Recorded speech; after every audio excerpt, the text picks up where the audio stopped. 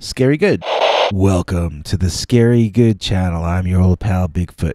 We got a special Bigfoot blog today because I saw there's in the news not the daughter, I almost said the daughter, the niece of Grover Krantz, the famous Bigfoot researcher, at least famous if you're into Bigfoot. His niece apparently has been doing a podcast about Bigfoot, and today she's in the news. She wrote an article for a newspaper. What newspaper was it? Hang on a second. It was for the Jackson Hole News and Guide, and it's called "Even If Bigfoot Isn't Real, We Still Need Him."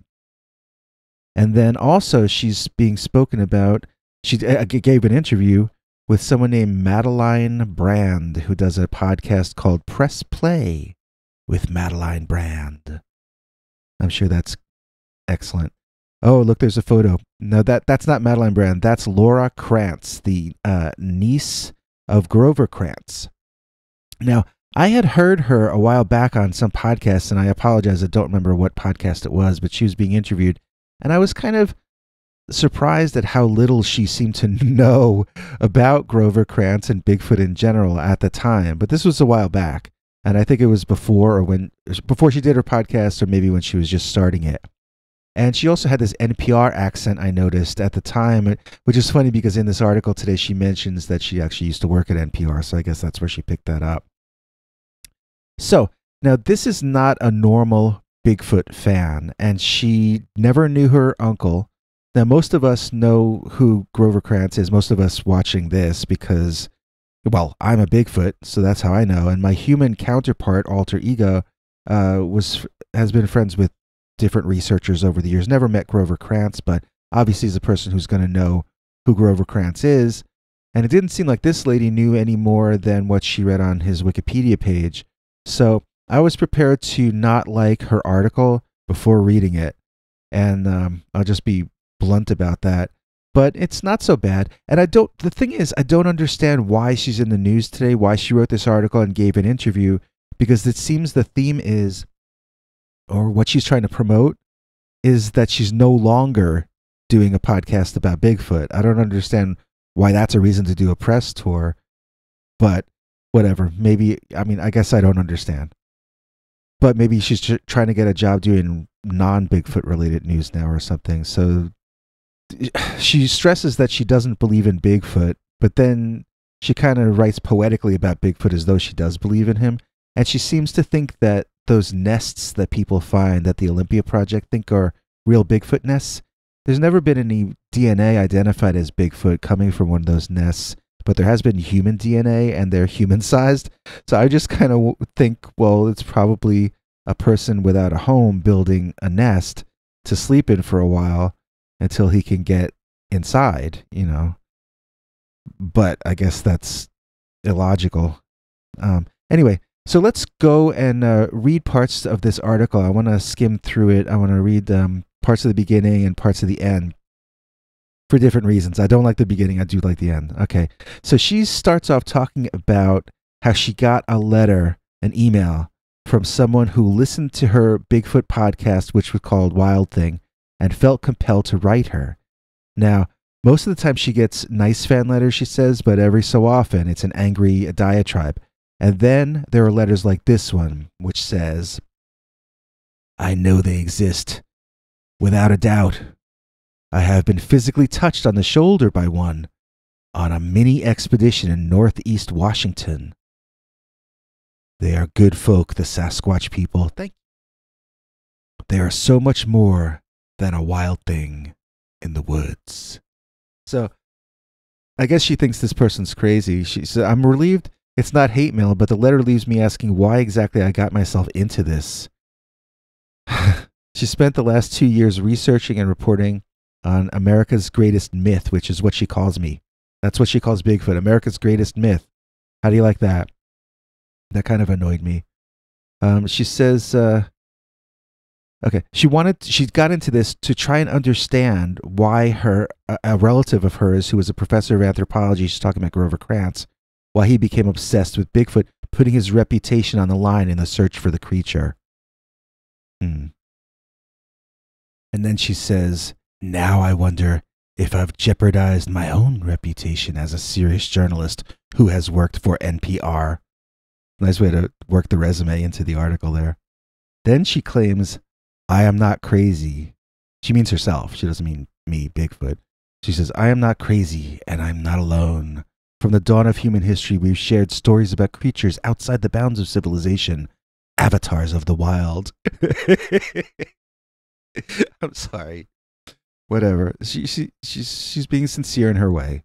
So I shouldn't put her down. Tribal nations of the Pacific Northwest use stories of Sasquatch to educate their children. How better to personify the unpredictable nature of the wilderness than with a mysterious, unpredictable wild thing, a creature like us, but not us. Oh, here's a sentence I disagree with the wording of. By the 1950s, Sasquatch was fully appropriated as Bigfoot, becoming an American icon. That's not really true. That's not the history. But anyway, I guess she's whatever. She's trying to explain Bigfoot to people who don't care about Bigfoot, basically. She's not talking to us, you know. She's talking to people who listen to NPR. So she says that half-wild creatures have been feeding the human imagination for thousands of years. For Bigfoot to exist even in our imaginations, we need a landscape that can carry him. In a modern world that is so tamed, we are losing something that has been with us and defined us. Frankly, I think if we lose our connection to the wild... Said who? Pyle. Robert Michael Pyle. Okay. If we lose our connection to the wild, Robert Michael Pyle said, we'll be far less human, less animal. I'm sorry.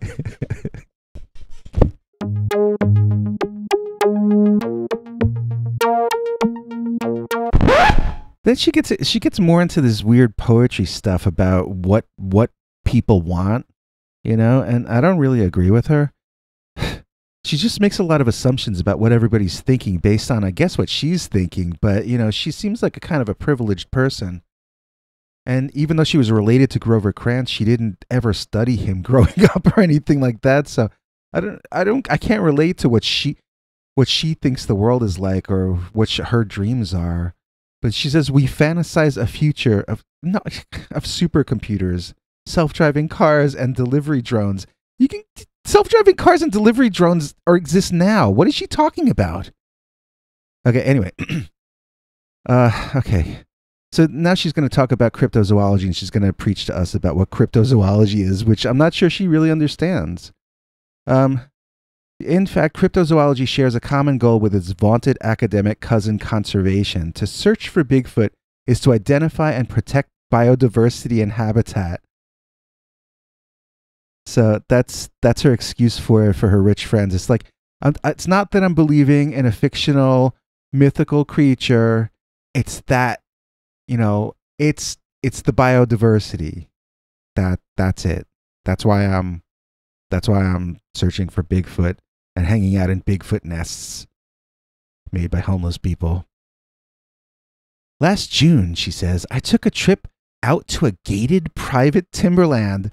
That sounds like the perfect kind of timberland for this lady, you know, a gated private one.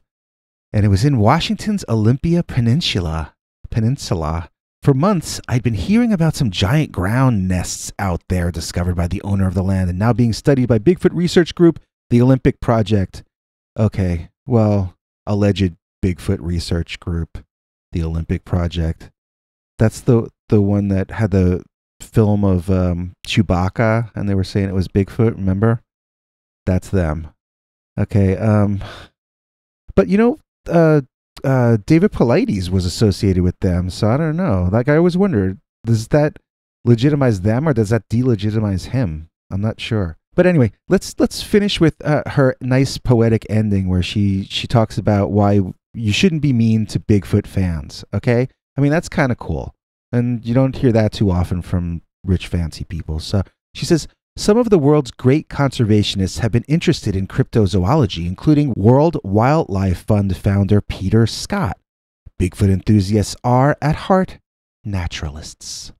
Like fishermen and hunters, many Bigfooters are both, they're keen to protect wilderness, a place for the unexplained. Still happens. That's true. So in 2017, she met biologist John Mayan Krinsky. John Mayan Krinsky. Decades ago, he was doing a wildlife survey in the Wild River Mountains of Wyoming. He had a hair-raising nighttime encounter. The shadow came over the top of the tent. It was a silhouette of a hand that was about twice the width of mine, with an opposable thumb and hair between the fingers. Bears don't have that kind of a paw, and it was bigger than a bear's paw, and it didn't have claws. It had fingers with an opposed thumb, he recalled. Mayansinski lived to tell the tale, but the encounter has eluded explanation. For Bigfooters, DNA is the next big hope. Then she describes how one of the beds she was in, the Bigfoot nests, they already sent samples to New York City, to the NYU lab, and they found out that there was evidence that bats had been in there, shrews, humans, bears, deer, and coyote, but no Bigfoot. It's possible the coyote might have been Dogman, and they just don't know, but apparently Bigfoot was never in that alleged Bigfoot nest. Disappointing, to say the least. So when the primatologist told me that the next samples were pretty degraded, that they weren't ideal, I began hoping that newer nests would be found, and with them, evidence of Bigfoot. So she's claiming the whole time that she doesn't believe in me, but then you just show her a Bigfoot nest and she's like, oh God, I hope there's proof. Oh my goodness, I hope there's proof. So she's like Mulder. She wants to believe. She says, for me, Bigfoot provided a better understanding of human evolution, DNA analysis, the psychology of belief, and the basics of field biology, topics I might not have explored otherwise. Yes, finding giant undocumented primates in North American woods would be unbelievably exciting. On the face of the current evidence, though, I do not think that Bigfoot exists, she says. But then she writes poetry about Bigfoot. So I don't believe her. I think she really does think Bigfoot exists, to be honest. Okay. Here's her big finale. If we can't... Oh, no, let me start here. Even Bigfoot researchers have their doubts, yet the fascination persists. Why? Because even if he isn't real, we really, really need him. Thank you. I spent the last 2 years chasing a shadow, suspending disbelief to imagine a world wild enough to hold something as extraordinary as Bigfoot. I didn't expect to find the idea of Bigfoot so integral to what it means to be human. But that electric, alive feeling I get when I look at the black wall of wilderness beyond the campfire light, that's Bigfoot. To gaze into the ocean and imagine its depths, to imagine a better future for our planet and come up with solutions, that's Bigfoot too. If we can't imagine something like Bigfoot, if we can only envision the obvious answers, we risk being mired in our own limitations. And one other thing, no one has ever proven that Bigfoot doesn't exist, so keep your eyes open, just in case. Get your Bigfoot for President t-shirts, mugs, buttons. Get them now. CafePress.com/Bigfoot for President.